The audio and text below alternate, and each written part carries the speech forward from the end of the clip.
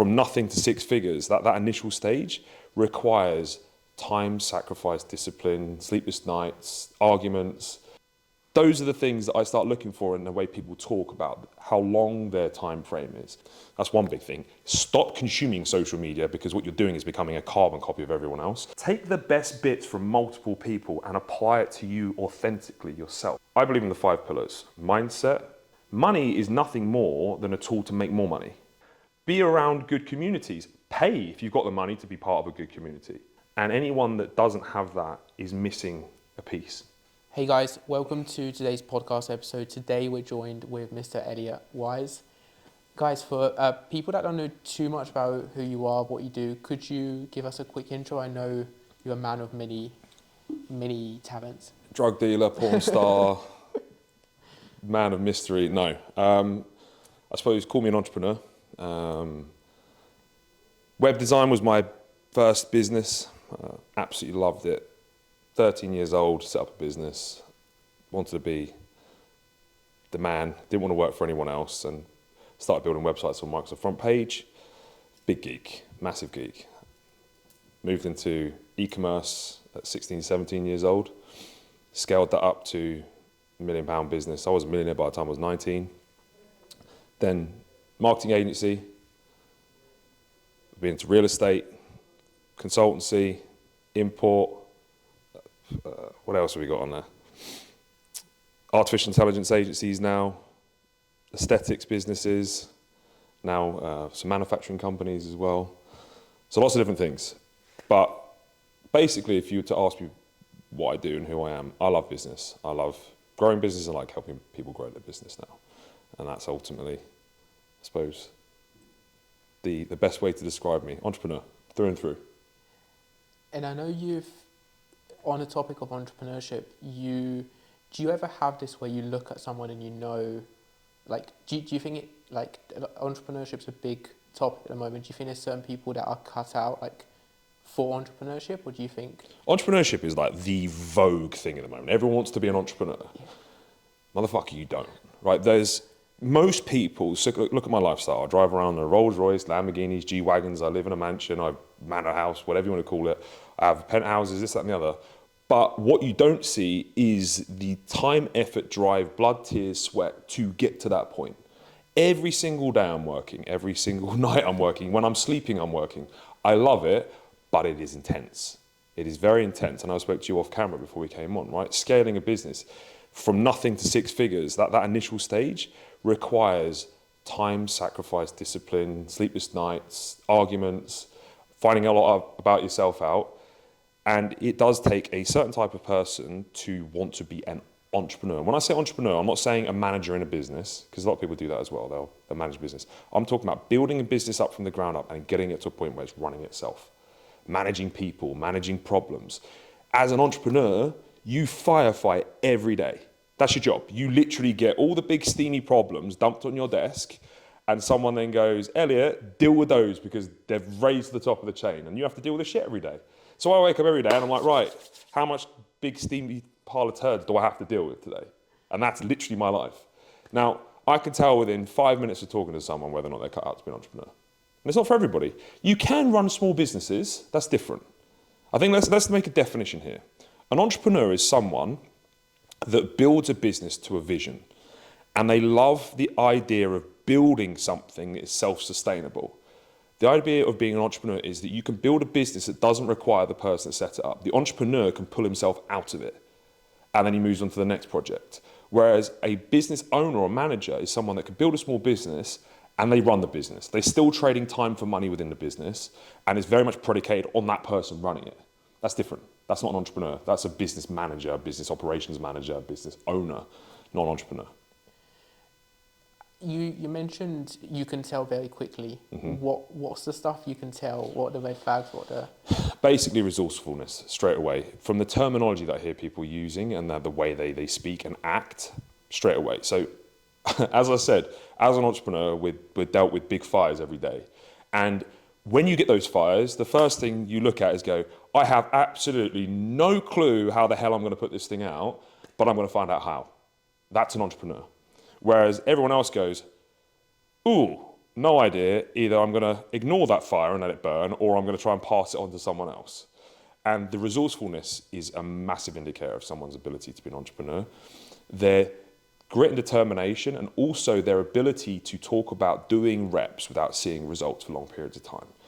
As I said to you, it's not easy to scale up a business. You know that. I know that. Anyone else that's tried growing a business knows it takes time and effort, right? Some people get lucky and win the lottery with it, but they then don't know how to keep money. That's different. But let's say you've grafted and built up a business. It takes paying other people, paying lots of taxes, not seeing much money coming out, if not putting more money into it than you're actually earning, for a long period of time, and still going. Those are the things that I start looking for in the way people talk about how long their time frame is. If someone's talking about a year, 5 years ahead, okay, maybe they're a good entrepreneur. They're talking about trying to take money out in a week's time, or how much money can I earn in this period of time. You're not cut out for this. And it's a good one here. So you mentioned problem solving. Mm-hmm. What's your mindset? How do you problem solve, and how do you have that kind of thing of showing up? Or how do you problem solve so efficiently? Everything that you solve in a business is an opportunity for growth. If you're dealing with that problem, other people are dealing with those problems in their business. Don't forget, this is competition. This is why I fucking love business, because I'm very competitive. I'm taking on, in my mind, every other person that is in my industry, right? So because of that, I see every problem the same that someone else is going to deal with. So I just need to be better at solving problems than my competition. So it's just an opportunity for growth. I don't look at it like a negative. I look at it as an expected result of being someone that drives and grows businesses. So firstly, good positive mindset around problems. I'm expecting them. I know that the harder I push, the bigger the problems I'm going to have to solve. And the bigger problems I solve, the more likely I'm going to be beating my competition. So I just need to be faster at solving them and better at solving them. And then learning from them. And then I implement the fix in the business so that doesn't occur again if I do a good job. So attacking them, and then also not looking at it as a oh shit moment. Look at it from okay, let's sit down and pragmatically figure this out. And if I don't know the answer, let's find someone that does. But it's having the right mindset applied to a problem. Problem has a negative connotation to it. It's not a bad thing unless you keep making the same one over and over and over again. And for people listening to this now, a lot of the audience will be fitness coaches, personal trainers. Mm-hmm. What's the advantage? Where do you see what are mistakes you see in the fitness space, and how do you? Everybody right now is so bloody boring. Oh my God. Boring will put you out of business. We now log on social media, and honestly, because I follow a lot of these accounts, I used to, I don't consume social media anymore, I only use it as a tool. That's one big thing. Stop consuming social media, because what you're doing is becoming a carbon copy of everyone else. If you look at my stuff, I don't look at anyone else's stuff. I'm just me. I put it up, you don't like it, you don't like it. If you like it, you like it, great. Be authentic. Everyone's content now is copying someone. Everyone's read Alex Hormozy's book, or they've watched some guy's podcast on how to do content, and I'm like, whoa, everyone looks exactly the same. In a world where everyone's the same, we become a commodity. And what a commodity means is we are literally, the market comes up, a consumer comes up and goes, right, there's 300 fitness coaches here. They all look exactly the same. I'm just going to go on whichever one's the cheapest. So what we need is brand. Personal brand is the most important thing, the thing that most people miss, because no one wants to be authentic because they're too scared about what other people think, or they're too fixated on trying to become a second best version of someone else they're looking at. Yes, reverse engineer success, but be you in the process. So rather than try and duplicate someone, take the best bits from multiple people and apply it to you authentically yourself. Be unapologetically you, whether people like it or don't. That's what you need. You need Marmite. So the biggest flaw that I see everyone make right now is they're all competing for attention in a world where attention is the most valuable commodity, and they're boring. Absolutely. I'll go on for 5 minutes. I'm like, nah, this is just so boring. And then every now and then you see someone that shines through, bang a go on their profile, they're crushing it. They're bankrolling, they're printing money.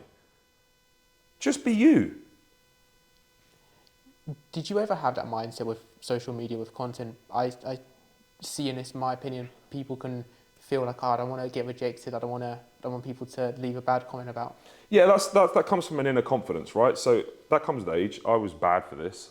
Very, very hypercritical of myself. Very insecure of who I am and what I'm doing.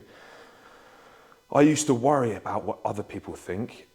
And ultimately, you have to start getting confident in what you're doing. So first and foremost, get really good at the thing that you do. Really, really good. So that then you know that when you deliver that service, it is good. Then that is out, that it becomes a non-entity anymore. So you know that if someone hires you for your service, you're shit hot. Great. People that have a knowledge that they're not necessarily selling something they're that good at, have that insecurity there that they're not great, so that they won't push hard on social media. They almost will pull back from a sale because they know that they're not going to be able to deliver something. Just get fucking good at the thing that you're doing. There's only one. If you've got one skill, just get really good at that one thing. Then what you need to stop doing is, if you are predicating your content and what you're putting out on people that do not ultimately give a shit about you or are not paying your bills, then you are going to forever be broke. And we live in a world now where, yes, everybody, no matter what you do, is going to judge you. Right? I came to Bulgaria. I'm very well known here now. Now, there is a massive divide between people that like me and people that hate me. I came here and everyone was like, right, there's this English guy in Bulgaria who potentially is trying to take all of our money and scam us. And then on the other side, there's an English guy that's come over who's hiring Bulgarians. I bought a place here. I'm paying taxes here. I'm like pumping money into the economy. I haven't asked anyone for anything at this point. I'm literally just here trying to, enjoy myself. But that's good, because then what I've done is I've got a divide. Now, if I was worried about what people thought of me, I would have probably ended up leaving, because you get a lot of hate, but you also get a lot of love too, but people really fixate on the hate and the negative comments that they get, so much so that it actually stops them from posting, or they're so worried about getting them, they don't post. Now, for me, it's a great opportunity, once again, to create virality. You need to be controversial. If you look at the biggest brands on the planet, there always seems to be drama around them. Donald Trump gets shot in the ear, stands up, and it's like a movie. You look at the Kardashians, their life is like a movie. I mean, not long ago, they went to a basketball game and the whole stadium booed. Do you know how much money they make on a daily basis? It's obscene. You need to have that controversy, and the bigger you are, the more you'll make off the back of it if you provide a good service. So ultimately, you cannot allow others to dictate how you act, who you are as a person, because you'll forever be in a shell. What are your social media? What are your daily non-negotiables, or what are your daily team tasks for content, for creating virality? So first and foremost, anyone getting into business or even advancing business, I work and personally mentor some 9-figure CEOs, the top of the top. Right now I work with a guy who owns one of the biggest recruitment firms in the UK. I also work with a lot of 8 figures and 7-figure guys, personally. Now, even with them, the first thing you've got to do is get your, as you said, non-negotiables, your daily habits nailed, and that doesn't start with business or skill acquisition. That starts with you and yourself, working on that. So get up early every single day. I get up at 4:30. Get moving straight away. So without fail, do something where you walk, do push-ups, do burpees, do something to get yourself moving. Listen to an audiobook for at least half an hour at that period as well, because right in the morning, you're very absorbative of what you learn, because your brain is a bit clearer, you've gone to sleep, you've had good REM sleep, hopefully you've had a good night's sleep, and you're quite open and fresh. Listen to something that's going to sponge in good information. Don't go on social media, don't look at the problems on your emails, don't absorb anything but good things in the morning. So your frequency will be up, you've got up early, you've been productive, and then what I do is I go straight to the gym. I'm all about frequency building in the morning. I don't have a morning ritual per se, but what I do is I get myself ready to go. And I use physical activity to get my brain mentally positive. Then what I'll do is I'll do a few hours of deep work where possible. Obviously I do a lot of content creation now, so it's a little bit harder. But if I'm starting out, I'll be doing a lot of deep work, 2 to 3 hours of deep work in that period. So your frequency is high, deep work is high. And then on top of that, really good food and drink. I mean, I fast, personally, up until about 3, 4 in the afternoon. It depends on what you want to do. I prefer feeling a bit hungry, and I feel like I'm hunting my food. And then I like to read again in the evening for at least an hour. And then I make sure that I get a good night's sleep. I set an alarm to go to bed, right? That is a non-negotiable, so I have a good night's sleep. I don't know about you, but every person I've ever met, if they're well rested, they're way more efficient, they're healthier, it's the elixir of life. Then, on top of that, you then have your work blocks. So Get the non-negotiables right in your life in terms of building on you before you start worrying about trying to make money, because you cannot build a skyscraper without foundations. What did you ever find a place where like you have that thing of like, well, there's people, and maybe I've stepped into it where you're like, oh, I need to make money, I need to do this, and you just like put yourself into it, and then you burn out. Like, have you? So this for me is red pill mindset, right? So everyone now talks about, and there's a few people out there, I won't name names, they talk about escaping the system, right? And it's basically sacrifice absolutely everything in your life. Relationships, health, whatever it may be. Cheat on wherever you want, do whatever you need, but just focus on making money at the expense of everything else. And I'll tell you this. One, I believe in the 5 pillars: mindset, personal image, health and fitness, relationships, and wealth. Those are the holistic 5 pillars to build a good life with good money and feel great. Now, what happens if you go down the red pill route and you just focus on money, and trust me, I've done it. I spent most of my early 20s and late teens just trying to make money. What happens is you predicate your entire life on quantifying happiness from a paycheck. So you are only happy if you earn more than the last month or you hit your financial goal. Then what happens? I'll only be happier when it's this next time. I'll only be happy when it's this next time. When does it stop?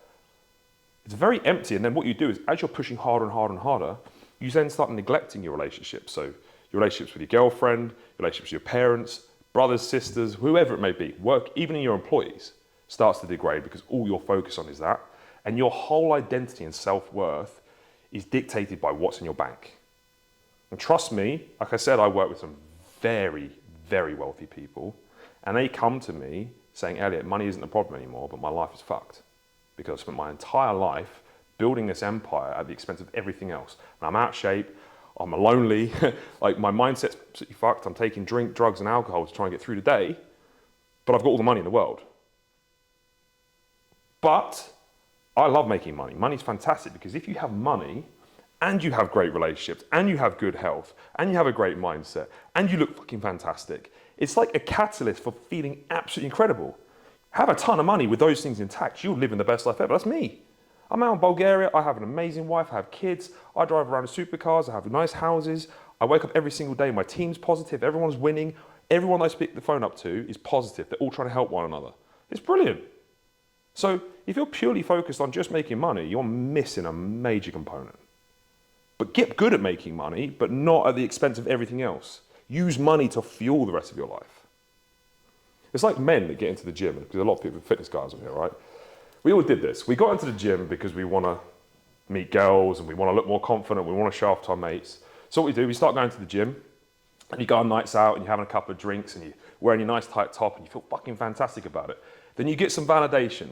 You go, I'm going to get on the gym even harder. I start taking some juice. I'm going to fucking get my diet on point. I'm going to start training every single day. Then that turns into 2 hours of cardio a day. That's Tupperware, rice cakes and fish and rice cakes, you know, that whole mentality. Then all of a sudden, I don't go out to parties anymore. I don't meet anyone anymore. When I do go out, I'm a grumpy arsehole because all I do is eat white fish and air for dinner. Then I can't miss a training session. If I go for a trip, my mates are out having a drink while I'm sitting there eating my bloody Tupperware. Then all of a sudden, everything in your life then that you actually got into it for, you then sacrificed. So then you start sacrificing your life for the thing that you initially got into it for. Whereas, why did you get into it in the first place? Because you wanted to have good relationships, you wanted to be impressive, you wanted to attract girls. But then when you go to extreme, you actually get marginal returns that are negative, diminishing marginal returns. So you actually destroy the thing that you got into it for. It's the same with money, it's no different. Get to a point where it's fueling those things. Go out, get jacked up, and go out and have fun and do all those things and use your body to fuel those things. And speaking of money, what's your relationship with money yourself? Like, how do you view money? I think it'll be very different to... Money's purely a tool. So what happens is if you've got a poor mindset, it's like everything in society tells you to save money, hold on to money, literally be very careful what you spend it on. Now, if you're an arsehole and you start spending it on silly expenses, like I said, this whole thing, if you give a shit about what people think, you're going to buy stuff to validate yourself to other people that give no shits about you. That's a bad way of spending money. Now, money is nothing more than a tool to make more money. They print it out of thin air, like trillions of dollars of like, I mean, the American government's trillions of dollars in debt. They just print. And what people do is they go to work, they work their nuts off for money that is completely fake. They just print. So you're trading, the one most valuable thing you have in your life is time, right? You've been given a certain amount of time in your life, and it's different for everybody, but you're guaranteed that the most precious thing that you cannot get back is time, right? So you're trading the most valuable asset you have for something that is completely fake, completely just printed. Now, people say, oh, money can buy time. No, you can't. You can leverage more time, but you cannot get time back. Now, you've got a certain amount of time left on the earth. Now, you can get more out of that time by maybe hiring more people, putting better systems in place. Something you might have taken you an hour before, you might be able to do in a minute. But there's still a minute. That's still a minute of your time that's gone. Now, if you're trading your time for something very invaluable that you're then not using to buy more of it, you're really going down the wrong route. Whereas for me, I see money as a tool to fuel my life and to build more of it. If you understand how to use money, use it to build a skill, use it to fortify wealth. So actually build other things that are going to pay you passive income. So for me, I absolutely do my best to print money in e-commerce, fitness coaching, online mentoring, all my businesses, real estate, and they pour money back in, and then I pour that back into me, I pour it back into the businesses. So the biggest hack for me, I'm always trying to buy, the best leverage on time is things that can extrapolate or compress time. So that's the best use of money for me. So I hire mentors, I use artificial intelligence. If I need something in my business, let's say for example, I'm a fitness coach and I want to start up a new ads campaign or something. Rather than me trying to learn a skill, I will go and find the best firm out there at doing it. And I'll say, look, I'm going to hire you for 6 months, right? But what I'm not going to do is I'm not going to keep you on. Just to let you know, I'm going to pay you more money, but you're going to set it all up for me and you're going to show me how to do it all, and then you're going to teach my staff. So then we buy the skill in. Then what I've done is I've just taken 2-3 years, possibly never having figured those things out, by hiring that person, whacking it in the business. Done. So it's just a leverage. It's a tool. And you can use it just like the banks do, just like the big institutions do, to help scale you up. But if you hold on to it and you have an emotional attachment to it, you're going to be broke forever, honestly. Whereas, like you say, a lot of people have that stress and anxiety. When did you make the change, or was you always, even when you started the first business, when did you realise? Early 20s. I think it was shrouded by ego, to be honest, a lot of it. Where, to be honest, I did come from quite a poor background, right? I come from a very working class family, council house. We had we didn't not have food on the table, but we didn't have holidays, we didn't have branded clothing, it was very much hand to mouth. We talked about bills, the house was always like, don't leave the lights on, all that, same old thing, right? First world problems. Now, that mindset was always save as much money as you possibly can, and the trouble was that fed into me because I was culturally, it was driven into me. And it wasn't until I was around my ex-girlfriend's father, who was the first entrepreneur who kind of mentored me at the age of 17. And he actually went to jail for financial fraud, but he owned properties, restaurants, pubs, just real brick and mortar businesses. And he said to me, Elliot, the way you're doing it's all wrong. I mean, I was in e-commerce, but he said, you're just thinking about everything so wrong. He just said, money is flow, right? And you can tap into the flow or you can be out of it. And it's just an energy. And if you're scared of actually putting the energy out, i.e. paying for things and investing in things, you won't ever get access to the flow. And it just shifted my mindset, and I saw how much money he put into things. It's like, I was there and they were investing in renovating one of his restaurants, and it was just money was just being thrown out. Then he would spend money on himself, he'd spend money on nice cars, he'd spend money on making himself look good. I was like, okay, so this is very different. There was no scarcity mindset, it was all just expanding the empire, pump it in, build it, keep the money flowing. And that's ultimately is when you look at the economy as well, the economy is at its best when everyone's spending. When everyone's holding on to it, the whole economy crumbles. That's a recession. That's when all consumer spending slows down. So if we want expansion, we've got to pump. It's like, okay, I'll use this analogy just to finish off this point. Let's say you've got a race car and you're running along and you're trying to lose weight to make the car go faster. You're trying to get faster and faster. not spending money because the car's slowing down is like trying to throw the engine out to lose some weight. What you're doing is throwing the most important thing out the window that's actually going to carry on driving you. So, like, money's the same thing in life. If you want to fuel your business, you want to fuel your coaching business, whatever business you've got to put money into it. That's either your knowledge, that's into systems, leveraging, or it might even be in yourself so that you feel better. It might be in your clothing. It might be actually buying a nice car so that you're proud of who you are and what you're doing. So yeah, spend. Yeah. As long as it's an investment. Amazing. You talk about a lot about self-image, which I don't hear like many people talk about. I know an example is Phil in the car recently. That example. How do you decide? Okay, I need to spend more money on myself. Like, when do you know what investing in the business versus investing in yourself? Well, it's hard to know. You need to look at where you're lacking, right? And ultimately, your self-image is extremely important. I don't care what anyone says. Everyone feels better when, one, they're in shape. I don't know anyone, unless they're an absolute sociopath, that would say, I look in the mirror and I'm a fat shit, feels better than looking in the mirror and I'm in banging shape, right? Your confidence goes through the roof and the way people treat you will change. Dressing well, it's not just for other people, it's for you.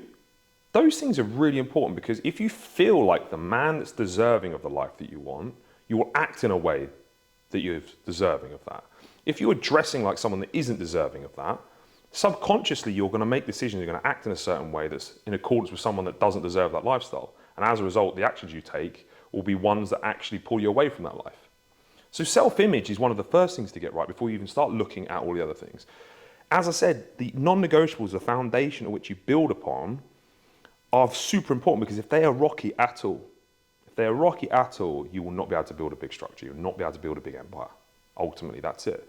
So get investing in things that make you feel good and make other people respect you for the respect you give yourself. Straight away, I'd say, before you invest in anything else. It's important. So that would be, for people listening, that'd be like how you view yourself, your clothing, your image. Look, get your hair cut regularly. Make sure your skin's good. Go and get some good clothing. You don't have to spend a lot. Literally I do videos on this in my platform on literally how to spend, literally £50 you can look like you're wearing £1,000 worth of clothing, right? Spend time on it so you feel good about it. Things you put time and effort into, you value, because you've had to sacrifice that precious thing called time. Now, other people will also respect you for that too. Drive something nice as it can be. Like, I don't believe in all this bullshit of like, drive around the banger, live like an absolute like tramp just to try and save as much money as you possibly can. It doesn't work for most people, because people ultimately won't. They need to have some form of gratification. Plus, everybody ends up in a box. And as morbid as it is to say, we have this one life, this one journey.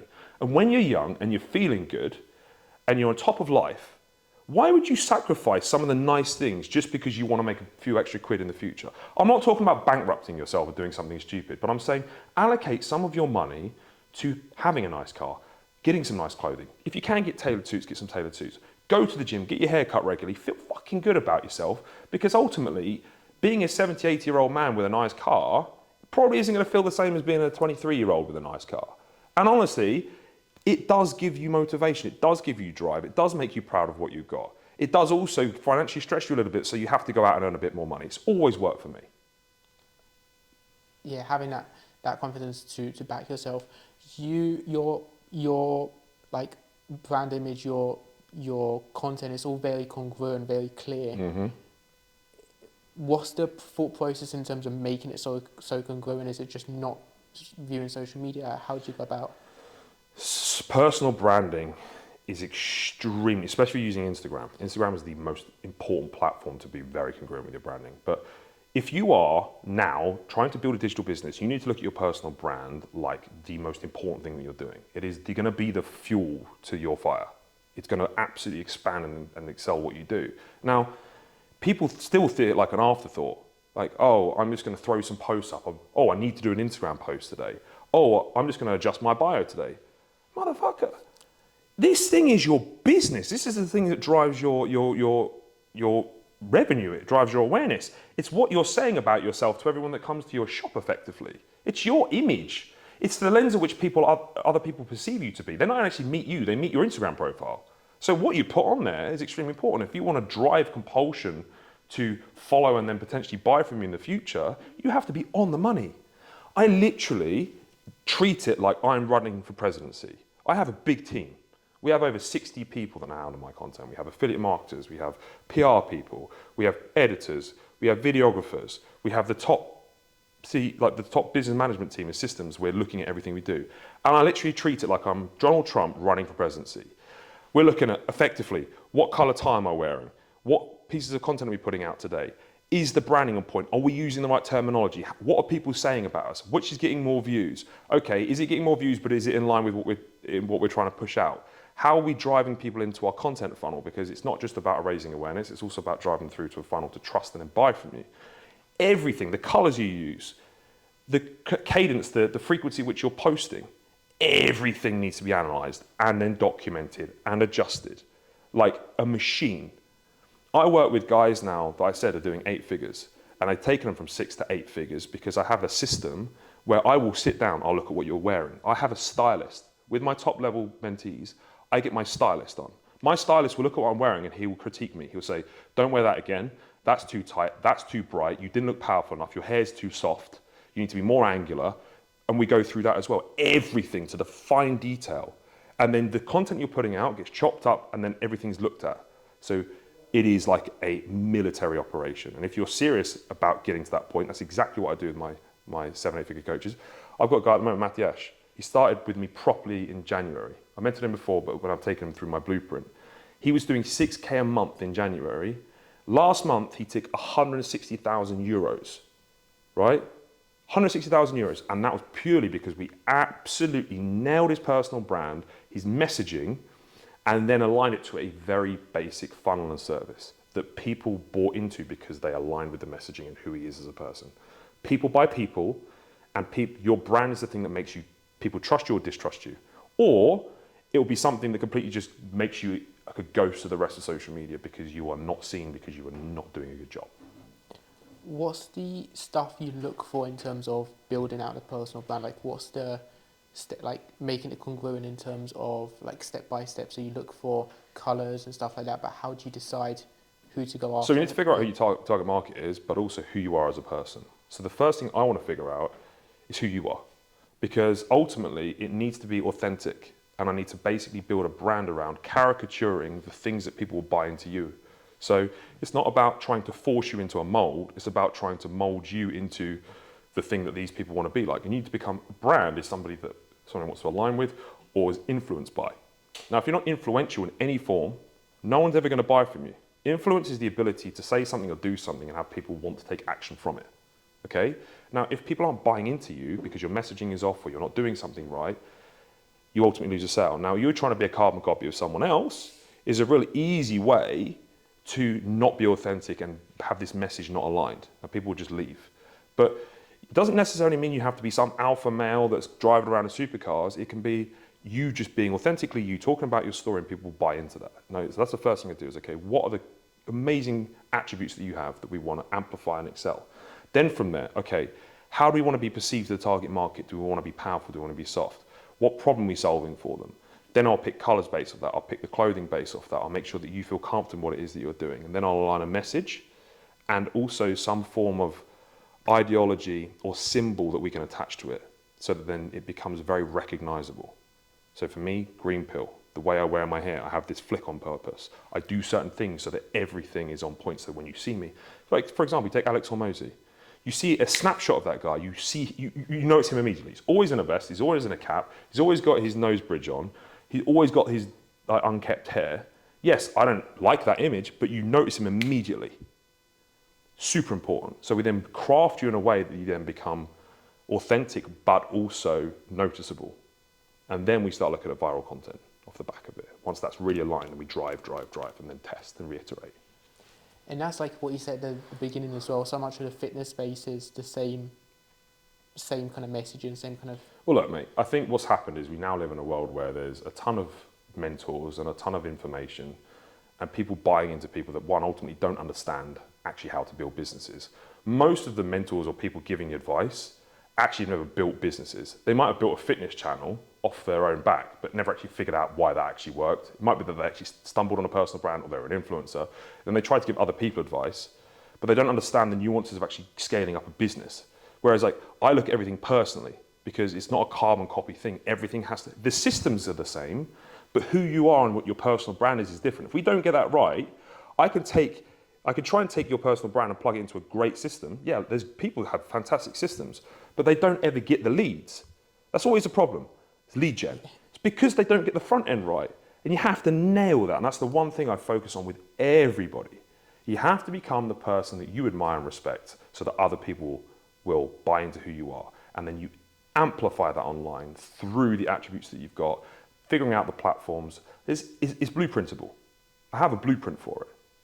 And it's very easy to work with someone and figure that stuff out, but you need to have someone that understands it to sit down with you and go through it. Amazing. In terms of like business-wise and what are the kind of like best business models like you're finding work really well for a fitness coach, fitness trainer, personal trainer looking to go into the online When space? you say base fitness models, in what sense?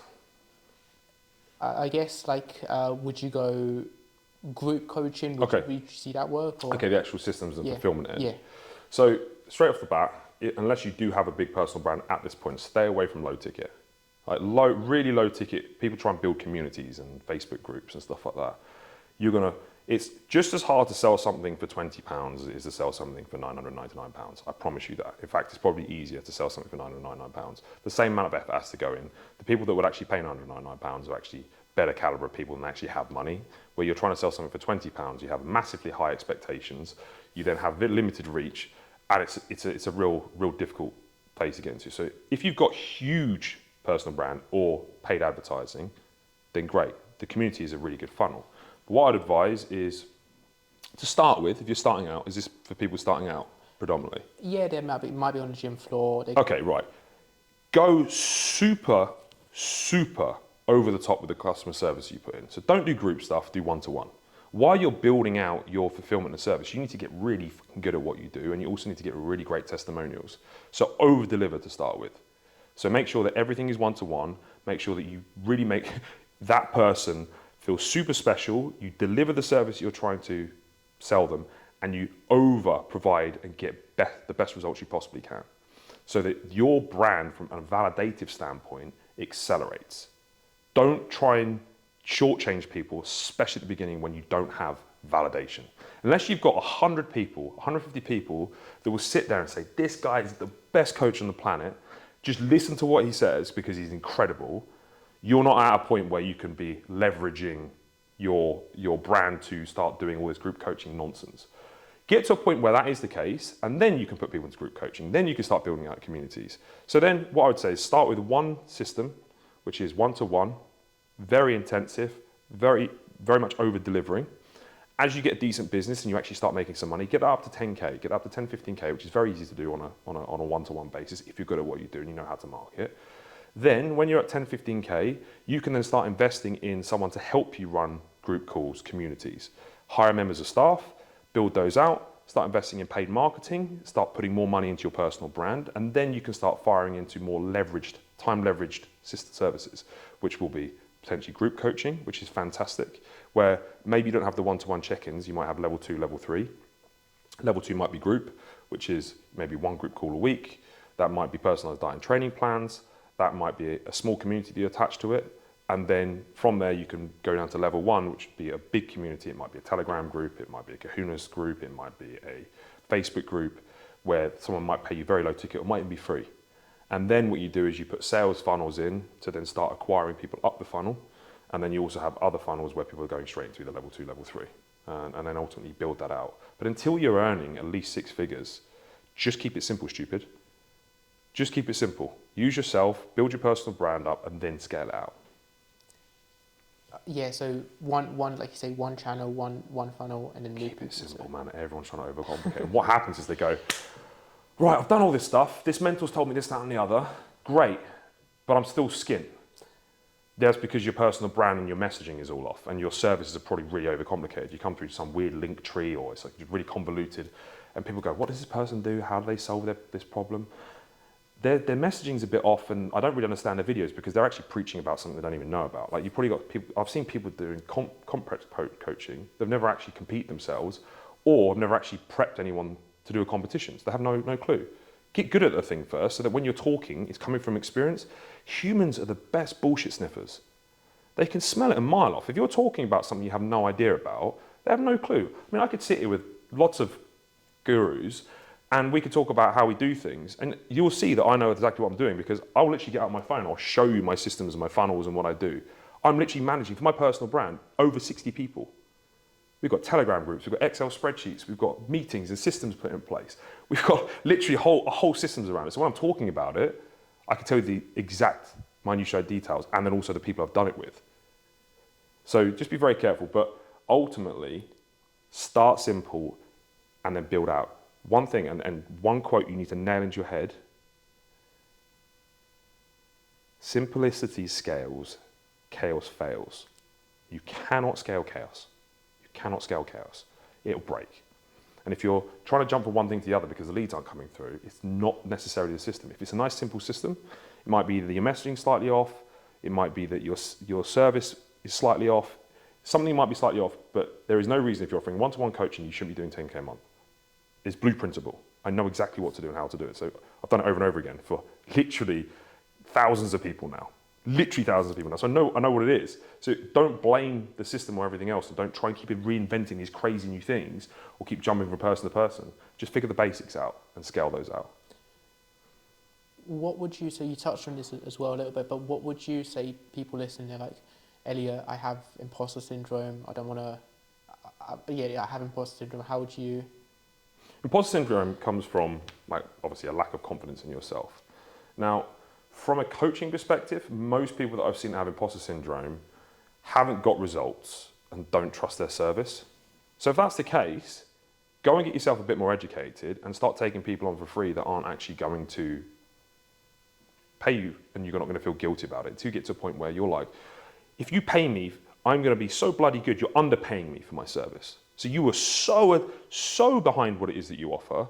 That person on the other end of the phone when you're making the sale is getting a cracking deal, not being nervous that you might not actually be able to get the result that they're offering.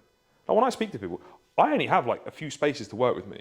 If you don't sound like someone that is going to be a good fit for me, I absolutely don't want you coming on, because I know I'm going to pump my time and effort into you, and I will make you very wealthy. So you're massively underpaying. So it's a privilege for me to be even on this call with you offering this opportunity. That's how you should feel. So also, hang around people that aren't pulling you down. Your network is really important. A lot of imposter syndrome comes from the fact that you're hanging around absolute lowlifes and fearmongers. People go, oh, you're crap at this. Why would you do that? That's rubbish. Cut them the fuck out. As soon as you hear that, just get rid of them. Be in environments and circles where people elevate you and give you good advice. Look, if someone's in my circle and I don't necessarily think that they are of a caliber worthy of it, I'll say, look, you're not quite there yet. Let's do this, this, and this. Apply it, and you can kill it. But this is the pragmatic approach, and I'm going to help you do it, and I'm going to help push you up. If you're around people, oh, you're never going to be able to do that. Why would you do that? You're not in good shape. Your genetics aren't good enough to do that. Fuck off. Delete, ban, get rid of it. So be in a good environment and then get very good at what you do, and your imposter syndrome will just fade away. It'll just fade away. Turn off social media. Use it as a tool. Don't consume it. Work on yourself. Be around good people. Get really good at your skill. You'll be rich. I promise you. How would people put themselves in that situation to find people that are lifting them up or people that are further ahead? Honestly, mate, first and foremost, like I said, social media detox. So get off of social media, stop consuming it. Then look at all of the people that message you. Anyone that makes you feel bad about yourself, just get rid of them. If it's your family, distance yourself from them. And then, like I said, work on yourself. Start going to places. In the gym, start being more open to speaking to people. Start going to networking events. There's tons of free ones. There's tons of places online. I threw one here in Bulgaria the other day. I literally put 2 stories up and I had over 70 people come to the Impact Bar up the road. It was nuts. But again, they're all young kids trying to find a better environment. Great, they're active in pursuing that. Be around good communities. Pay if you've got the money to be part of a good community. Honestly, it's not hard, but you're better off not having a community than being around a bad one. And honestly, when you start working on a higher frequency, when you start working on yourself and you start becoming a better man, a better gentleman, frequency is like a radio station. If you're running on low frequency and you're around low frequency, that's all you hear. That's the people that you attract. You magnetize that. That's what you hear. You're tuning into it. When you get fitter, like I said, you work on yourself. You're getting up early every morning. You're eating correctly. You're working on your skill set. You're around good people. Your frequency goes up and up and up. And then you start tuning into people that are expansive with their mindset, that are talking about positivity and lifting you up. And then all of a sudden, you then start hanging around people that are elevating you and you're elevating them. Bang, bang, bang, bang. Life opens up. And it's that thing you say, like actually taking the time initially to be more intentional. Yes. With where you want to take it. In terms of relationships, it's a bit of one that not many people talk about. Like, what's your view on like how did you go about meeting your partner? How did you what's your view on relationships and dating? And so the whole red pill ideology would tell you that women are just a tool to use and abuse. For me, a woman or a lady that's by your side is part of your foundation, if not the biggest part of your foundation, the structure, the drive, the why of why you're building this out. Now, look, a lot of people watching this won't have kids. I now have a family. Me having someone to provide for or be accountable to gives me a gear that I never had before. I want to make my wife, and at the time, like my girlfriend, proud, right? I want to provide for her and the family, make her feel secure. So she's also someone that's always supported me. She has her own business as well, and I've always supported her in that. But together, we're a team. I don't have to worry about women and all the distractions that come with it. I love my life and I love my unit that I've got at home. And anyone that doesn't have that is missing a piece. Now, my opinion on relationships is you need to become the man, because everyone blames women. Oh, I've got a shit women, this, that, and the other. I'm like, no, motherfucker, you're just not high enough at the caliber of a gentleman to attract a lady. If you were a man deserving of a high caliber woman, you would attract them in floods. If you can't find someone that is loyal, like you should be, that is supportive, by your side, helping you build your empire, that's because you are not good enough to attract them. Simply, it's your fault, not theirs, right? So finding a lady like that, and I call them lady because a lady is someone that treats you right and you treat correctly too. Like, you should never cheat on your girlfriend or your wife. You should never, because that's cheating on yourself and cheating on them. It's the disgusting, disgusting way to be. Support your family unit, bring food home to the table for them, be motivated by it, and ultimately use that as the base at which you build this empire from. And it's the most amazing, amazing thing when you find someone that is there supporting you on your mission, that you love and cherish, who might even also be contributing to the mission. And I know people in the fitness industry, you have two influencers that are both building a business together. That's fantastic. How cool is that? You could do that thing together, this journey together. The whole red pill bullshit of going through as many women as you can will leave you very lonely and also detract you from your business. Your distraction on women is greater than the distraction on business. For me, it's been a great rock and also been nothing but supportive. Did you know, there's a stat, and I'm not sure exactly how accurate it is, but it's something along these lines. Of the 100 richest men on the planet, something like 90% of them had kids before they were 28. So there's a massive correlation between ultra wealth and a family unit and having a decent family base. And not to abuse that and actually cultivate it and try and find it. So what do you feel like, maybe it's a bit controversial, but what do you see going wrong in the West with family units, relationships? Like, why do you feel like the feel of relationships is so much more different here in Eastern countries? Oh man, well, the government and society's had a big role in that. So they definitely want to weaken men. Now, if you want to have a weak man, then take away the family unit. Because like I said, I am very protective. And when I have my family to protect, there is nothing I wouldn't do for them. Like, you can come and hit me all you want. You can come and beat me up. But you do anything to my family, I can destroy you. I'll absolutely destroy you. So if you want to start controlling a population and you want to start putting systems and things in place, then don't let them have something worth fighting for. You know, take away that from a man and you take away his real reason to survive and provide.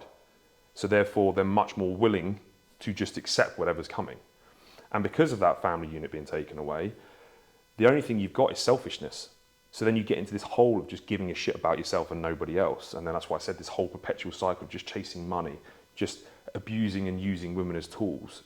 is just leaving people very unfulfilled and very lonely. And this whole notion of red pill lifestyle, escape the system at all costs, is what's causing this now. And I'm loving Eastern Europeans and Bulgarians especially because they're so still, I chat to so many young guys here that still have the desire to have families. They've all got girlfriends. They're not out clubbing and cheating. Some are, but for the most part, they look at their parents who are still together, they're still married, and want and aspire to have that same lifestyle. And it's fucking reassuring.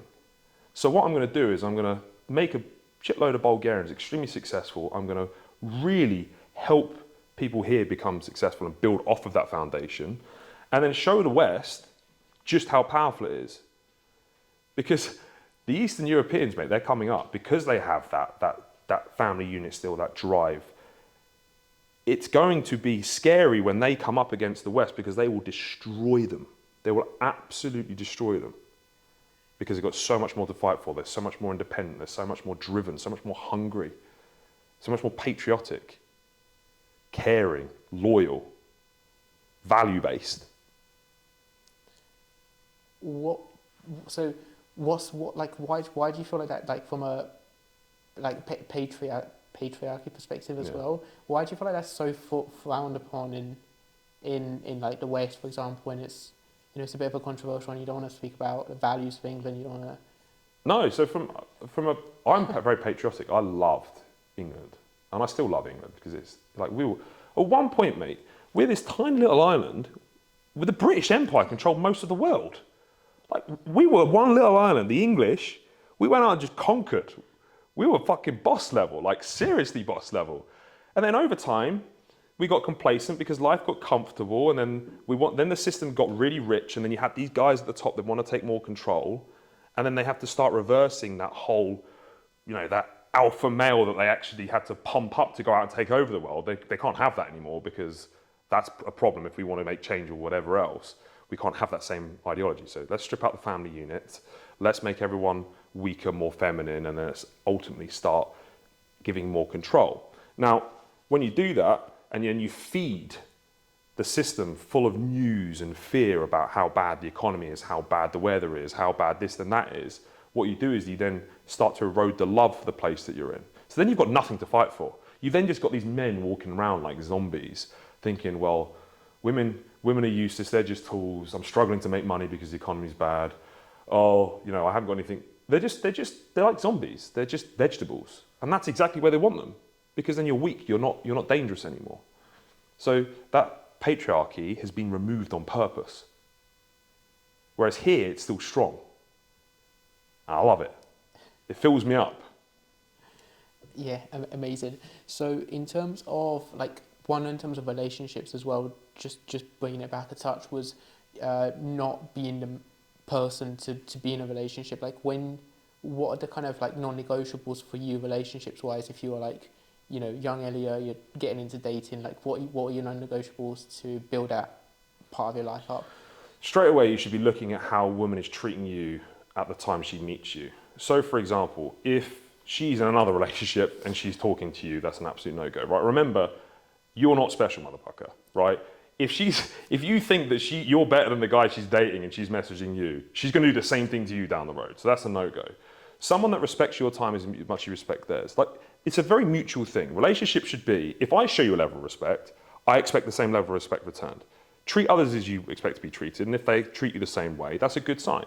Now, what you should also be is very, very analytical in the kind of woman that you want, right? The great thing is, if you are a gentleman and you do improve yourself and you become someone that's very desirable, you have a selection of women. Now, why pick a woman that is a 3 out of 10 in your ratings rather than a 7 or 8 out of 10? There's no reason for that. That's irrational. So what you should be doing is making a list of what you think would be a great supportive woman in your life that you can help support and would help support you. For my wife, before I met her, I had a tick list of all the different things. I wanted her to come from a good family. I wanted her to want kids. I wanted her to have never had cheated on a boyfriend or think that that's okay. I wanted her to speak in a certain way. So I literally had a tick list. I wanted her to also be interested in business. I wanted her to also understand entrepreneurship, not just be someone that just didn't get it and expected me to whatever else. So For me, I had a tick list. And if I met women that didn't have that, you're instantly gone. You're just next. And what I did was I just became a gentleman that attracted that level of women.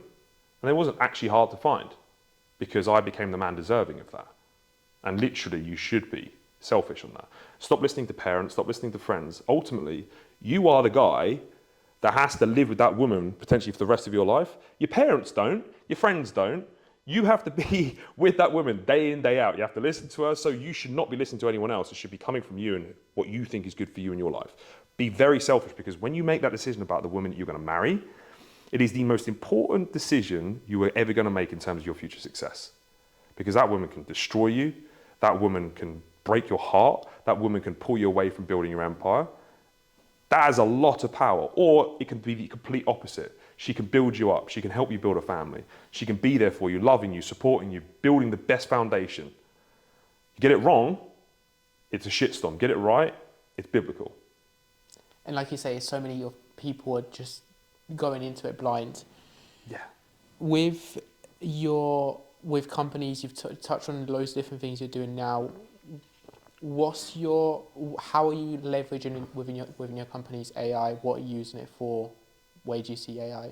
So artificial intelligence is absolutely incredible. So quickly, just to explain what artificial intelligence is, it's the best leverage on time you've ever had. Imagine adding like infinite IQ to yourself and whatever it is that you're doing. So right now, artificial intelligence isn't actual artificial intelligence. It gets its name, but what it is just very good machine learning that can do tasks way faster and way higher output and potentially better than most humans can do them. So what I do in my companies, for example, in my personal branding company, I took everyone that was doing anything within it, copywriting, creative, it could be statistical analyzing, coding, website creation, we also had organization because I have assistants that handle diaries and timings and everything else. And I basically said to all of them, look, I'm not going to put you out of business. I'm not going to replace you with AI. But what I want you to do is go and find all of the tools in your space, in your area of expertise, that will help you get more output from what it is that you're doing. I want you to come back with me and try to put yourself out of business. Then what I'm going to do with that is say, right, okay, I'm going to readjust your schedule. So for example, with video editing and stuff like that, we can now use artificial intelligence to find clips, crop them, do all this stuff so we can actually get way higher output on a lot of the legwork. It might be transcribing videos or changing it to different languages like we do, because we do a lot of Eastern European languages. We might be doing voiceovers. We do a lot of videos where I might do some call to actions and I might want to say it in a couple of different ways. We use artificial intelligence to say what I'm saying and actually change the text that gets overlaid, right? So what I did was I got my entire team to come back to me and said, okay, these are the tools that I would use if it was going to help me put me out of business. And I said, right, okay, so you can write 10 times more emails. Now as a videographer, I don't want you to actually get any more videos out, but what I want you to do is spend more time on the polish and more time really just making sure that it looks right, the clip is the right part, and actually make sure the quality is better. So basically, now you've got more time, we can now increase the quality and the quantity of what we're doing. And that's what's amazing about it, right? So I now have an artificial intelligence agency in the UK, which recently set up, and we are using artificial intelligence to put into CRM systems, so that's customer resource management, from lead gen all the way through to customer fulfillment. So I'll go into, for example, an aesthetic company, and I will say, we'll run ads. From that point, you'll have artificial intelligence taking over the whole thing. All of your emails, all of the talking, all of your bookings, all of your follow-ups, everything will be our bots, our artificial intelligence, all coded into your whole funnel. And our agency will go and build that in for you. And now I'm taking clients in America and the UK and Dubai, big aestheticians, with multiple clinics, up drastic amounts. They're able to reduce the amount of spending on their customer service teams. Their reply times are 24/7. They're now spending more money on their marketing so we can drive more into the funnel and ultimately making them a shed load more money. And their customers are happier off the back of it because they're getting shunted through. This is absolutely biblical. It's game changing. What kind of categories of AI would you say like a coach, a very small business owner could really dial in? And so you mentioned video editing, copywriting. Okay, first and foremost, get ChatGPT out, right? Yeah. And it now has, if you get the premium, the plus, there's a voice-to-voice on it. What I'd first of all ask you to do is go on there and have a chat with ChatGPT and say, I'm a fitness coach. I currently do this, this, this, this, and this. What artificial intelligence tools would you expect me to use, or could help me use to build my business? Have I got a signal down here? I might not actually, but I could do it, right? So I could basically lay out my business. I'd ask artificial intelligence to help me find out what they are. I'd literally leverage it for everything. So ChatGPT is fantastic for talking to and coming up with business ideas. Off the back of that, copywriting. Man, most people are pretty bad at copywriting. So use ChatGPT, but don't use the basic level of ChatGPT. So my mentees, we've actually coded bots for them. So it sounds, I can read ChatGPT text off a mile if it hasn't been manipulated. You have to code it properly. You can download bots, you can code it yourself, you can tell it how you want it to reply, make it sound like you and authentically you. So that whole personal branding you did, feed that into it. So that you're copywriting everything you're pumping out. I would then also use it for, like I said, transcribing, potentially some sort of form of video editing. Diaries, Zoom calls, you definitely want artificial intelligence summaries of all of your Zoom calls. They're absolutely fantastic. So even Zoom has its own one. You can have other ones that you can plug into it.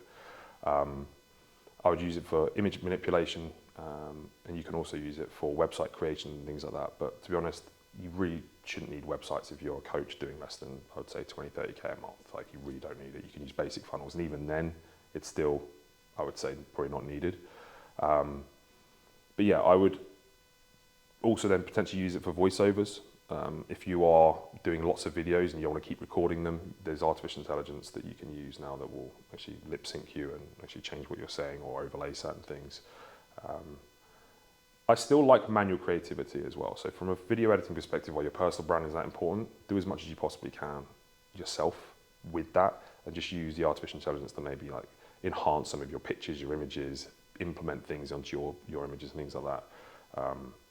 Yeah, you can get your way from using stock imagery as well. So if you've got your plans and stuff going out, don't use stock images off of eBay, Google. Use stock images or use Midjourney or another. You can use you can use ChatGPT now as well to create images and implement them into your diet, training plans, things like that. So it's unique to you. Yeah, so many different things there. And in terms of people worrying like, oh, ChatGPT AI is going to put me out of business in a few years, like, where do you see the future of artificial intelligence, of that stuff going, and what do you see people doing? What do you see AI? If you're sitting there going, oh, artificial intelligence is going to put me out of business, I'm worried about it, that's the same as people going, oh, the internet's here, I'm just going to ignore it. Like, it will be a part of your life the same way the internet is. It will be part of everything, and look at it at the moment as something that can assist you. And the thing is, it's like, if you're not using artificial intelligence right now, it's like going into a bodybuilding competition when you're natural and the guy that you're going up against has been trained off his tits. Like, he's just done all of the gear.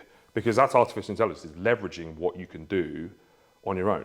In the next year, it's predicted that there'll be the first one-man billionaire using artificial intelligence. He won't need a team because it's that much leverage. Now, this window, or I call it arbitrage, this ability to use artificial intelligence to destroy your competition is small, because what will happen is everyone will just start getting on it. Everyone will have to learn, otherwise they're going to get wiped out. But there's going to be this really cool transition period right now where these bigger, middle or big size corporations that have lots of staff and lots of baggage in terms of, and latency in terms of decision making, also having to fire people, will get destroyed by little companies like my agencies and also the people that I work with. Because what I do is I go in and say, right, okay, we can do 100x the output of that company with one person. So our margins are higher. Our ability to get stuff out is faster. Our ability to fulfill customers is faster. So therefore, this company that takes big, slow movements, I can just take their market share. Then what will happen is they will crumble, and then these smaller businesses that are bootstrapped will just take over. Then what will happen is the big boys never fail, because what they do is they're so large, they will just buy out the little businesses that take out the mid businesses, right? And then that's why they always stay at the top. They just consume it and go, oh, that got wiped out. Okay, we'll just buy this one and we'll just put them all together and now we'll own all the technologies, right? They just leverage time at the absolute maximum. But the mid-sized companies, like the 8 to 9 figure companies, not the billion plus companies, there'll be this big transition period, and we can start taking them out. Fitness coaches can start wiping them out. Small businesses can start wiping them out. That's a very exciting time. So go bury your head in the sand while I go and build my empire on artificial intelligence. So many big ones here in terms of so much value. So last two questions as we wrap up. What's one big lesson or one big piece of advice you would give your younger self, kind of going on this journey, going through everything that you wish you could tell yourself? Stop listening to the opinions of others from especially social media and worrying about that, and find out who I am as a person and be unapologetic in delivering that to the world. I wish that I was my authentic self a lot earlier, because I know that my message is strong and I'm proud of who I am, but I was insecure about who I was and I wasn't sure if the message was right, and I was also trying to be like other people. Whereas I wish earlier on I'd said, no, I am good at what I do, my message is strong, people will listen to me, fuck everybody else, I'm just going to be me. Because that would have accelerated my personal brand much earlier on. And that's what I do now, and that's why you see my social medias. I've just hit nearly 1 million reach on my organics in the last month. My followers are absolutely soaring because I am unapologetic with who I am and what I'm doing. And I've been extremely focused in my team and analysing our blueprint of my personal brand. All the things I've applied to all my other mentees, I'm now applying to myself because it worked. I did it the wrong way around. I basically figured it all out for the guys that I made millions of pounds with. I should probably be doing this myself, but then applied it to me and it works. So yeah, be you. Be you in a world where everyone else is trying to be someone else, be you. That's the best advice I can possibly give you. And you will find out that you won't have negative things happen to you. If anything, it'll just make things better. And also, it'll weed out all of the shitbags around you that are pretending like they like you, or you're potentially having around because you're acting in a certain way that just isn't authentic to you. So yeah, be you. Where can people find you after this podcast? Brother, I'm everywhere. Put my name in it. Personal brand strong. Elliot Wise, Instagram, YouTube, TikTok, you name it. I'm everywhere. So literally just put Elliot Wise in, or you can go to The Wise Gentleman. That's my website where all of this stuff and my community is. But yeah, Elliot Wise. If you put that in, you'll find me. Amazing. Thank you so much for jumping on. Mate, pleasure. Really appreciate it. Good man. Thank you.